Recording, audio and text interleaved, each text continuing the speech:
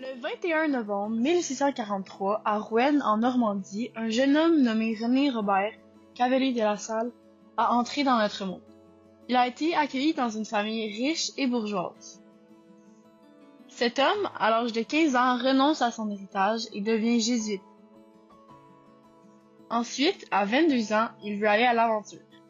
Il invoque alors infirmité morale pour être relevé de ses vœux. René Robert Cavalier de la Salle commence son aventure sur les terres de la Nouvelle-France en 1667. Étant René Robert Cavalier de la Salle, j'étais obsédé avec l'idée de trouver un passage vers la Chine. Lors de mon arrivée sur l'île de Montréal, Ville-Marie, mon frère Jean, qui était là depuis quelques années, m'a donné une seigneurie. Cette seigneurie, je l'ai nommée la Chine. Ensuite, quelques années après mon arrivée à Montréal, j'ai rencontré mon très bon ami Louis de Baud de Frontenac, avec qui et pour qui j'ai plus tard construit le fort Frontenac.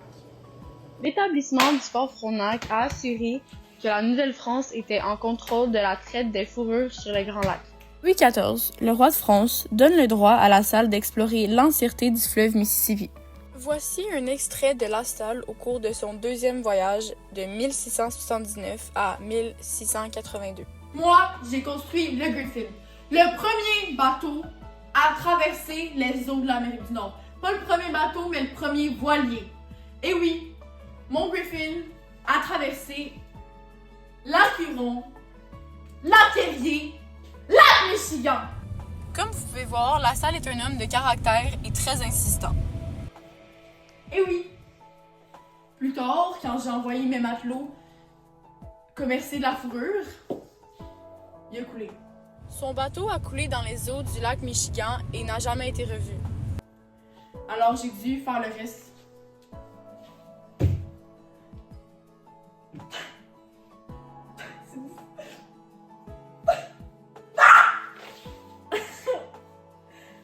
De mon périple en canot. Ok. En canot, j'ai traversé le lac Illinois, la rivière Mississippi. Au cours de mon trajet, j'ai fondé 2 forts. Le fort Miami et le fort Crèvecoeur. Après cette découverte, je suis retournée en France pour annoncer la nouvelle possession de la France au roi lui-même. Louis XIV, le roi, était ravi de mon travail, alors il m'a confié la tâche d'aller coloniser ce nouveau territoire. J'ai quitté la France le 24 juillet 1684 en direction de mon nouveau territoire, plus tard nommé la Louisiane, accompagné de mes 300 colons dispersés sur 4 navires. J'ai vécu un trajet atroce! Dégueulasse! Ok?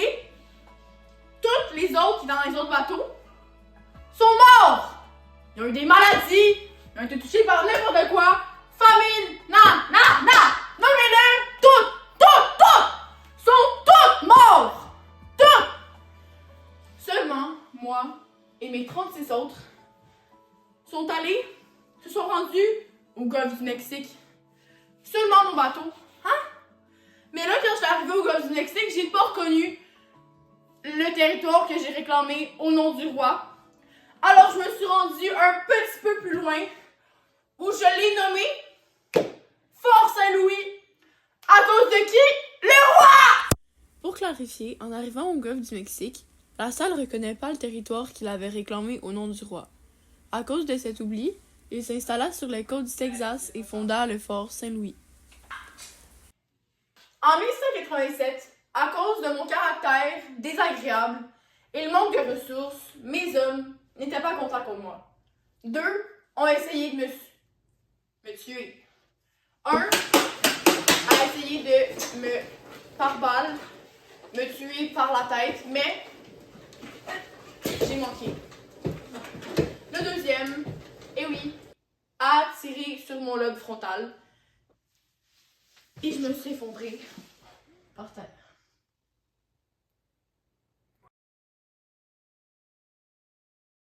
Grâce à mes 3 voyages, j'ai laissé une legacy de forts à travers les Grands Lacs, l'Ohio, le Mississippi et la rivière Illinois.